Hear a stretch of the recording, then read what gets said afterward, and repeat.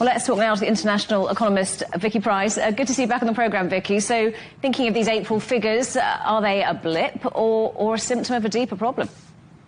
Well, the truth is that in the UK and probably everywhere else where you do calculate monthly data, they do move from month to month quite considerably. So there is a certain amount of volatility, but there is no doubt that what has been happening, not just in the UK but elsewhere too, is that everyone exported to the US to try and avoid the tariffs, and as a result of that we're seeing a bit of a comeback in April. So the first quarter was strong.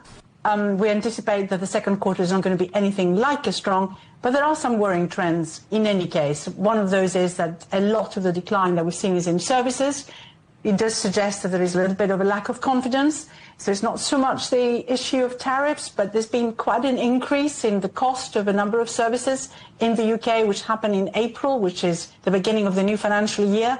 So people have reacted slightly negatively to that. And I think it's a combination of both the if you like, the return of the economy to a more stable environment after the big push in the first quarter because of the tariffs, and then the fact that reality has sunk in, that in fact there are some issues in the UK economy which need looking after, and both consumers and businesses are suffering from some of those implications of particularly some of the tax increases that we saw in the last budget. Well, let's talk about those issues as you described them in the UK economy. US tariffs, sort of the headline issue, if you like, but how much of these problems are down to domestic policy decisions?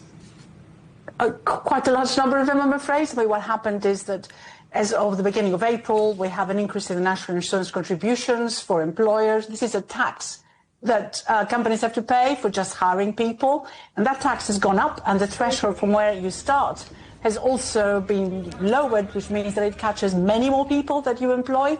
The result is that there are some sections of the economy, and that is in particular the case in the hospitality sector, where they employ loads of people who don't earn an awful lot, and they have themselves, suffered as a result of having this extra cost, and employment is not growing anything like as fast as before. In fact, payroll employment has been going down and unemployment has started going up in the UK. So there are loads of domestic issues there. The government has tried to redress that. We had a big announcement about spending over the next few years today.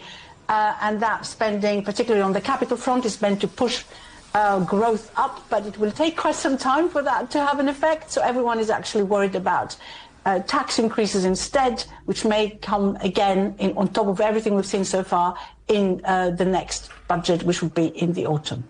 Vicky, great to talk to you as always. Thank you for joining us on the programme. That's the international economist Vicky Pryce.